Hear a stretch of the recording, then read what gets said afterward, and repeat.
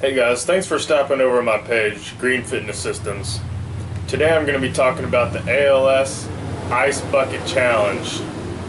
I think the Ice Bucket Challenge is extremely good.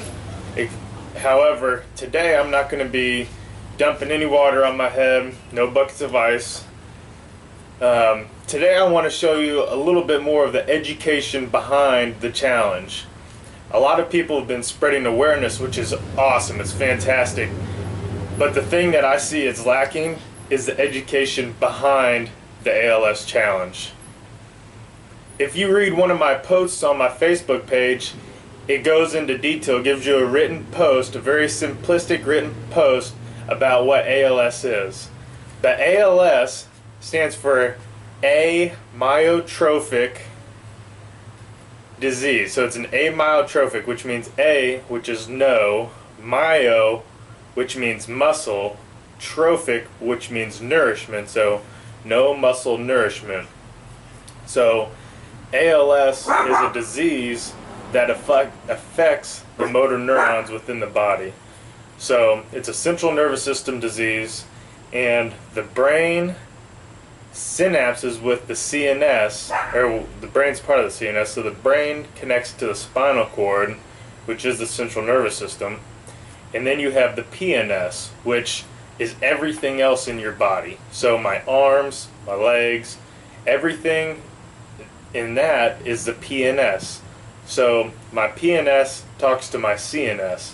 So the disease affects the CNS. So if I want to tell my hand to move, which is doing right now, a signal comes from my brain, goes down my spinal cord, out to my arm, and creates movement, okay? It's a motor neuron. What ALS does, it's a neuromuscular degenerative disease. So, the motor neurons that are going from my brain to my spinal cord are starting to degenerate. That means they're starting to die pretty much. Once the motor neuron that comes from my head to my brain and then out into the PNS, once this part has died, it can't get to this part, okay? So my hand might not necessarily be dead, the motor neurons that function might not be dead, but the ones at the start are dead. So if the motor neurons at the start are dead, they can't get out to the arm, okay? So when that happens, these muscles get no nourishment. They get no signal from the brain and the spinal cord. So the muscles, these muscles right here, they'll get a lot smaller, which means is atrophy, okay? So they become smaller, they become frail.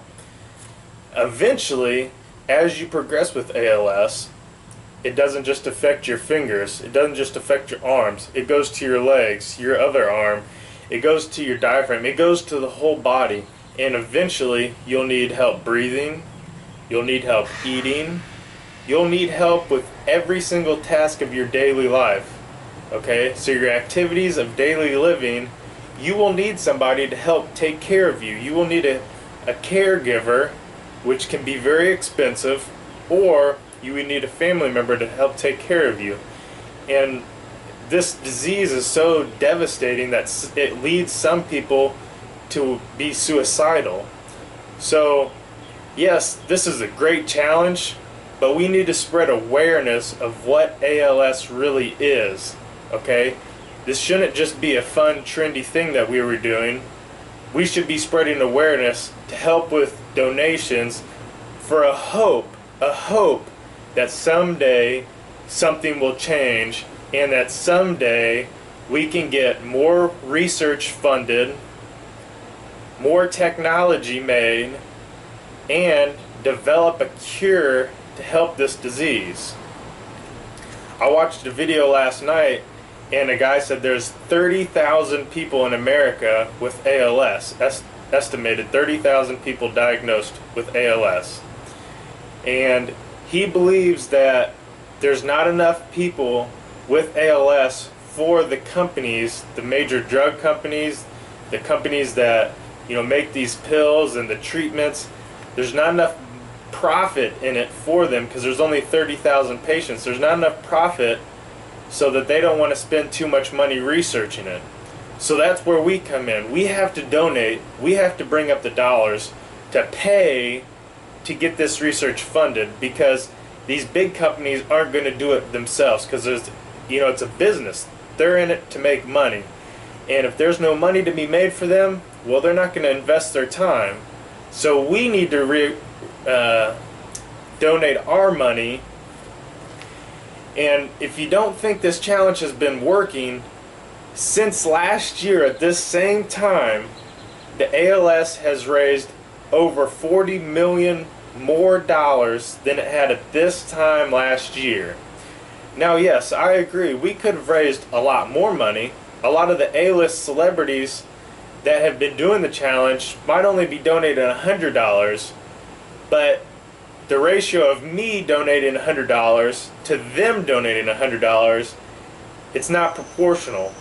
$100 to me is a big deal because I don't have a lot of money, but to them $100 is nothing. They could be donating hundreds of thousands of dollars of their hard-earned money if they're making millions of dollars a year. But remember this, any amount of money that you donate is more than the ALS had previously. So if you can only donate $1, hey, that's better than them not having that $1. Okay? So don't just think that you have to donate $100 or do the challenge.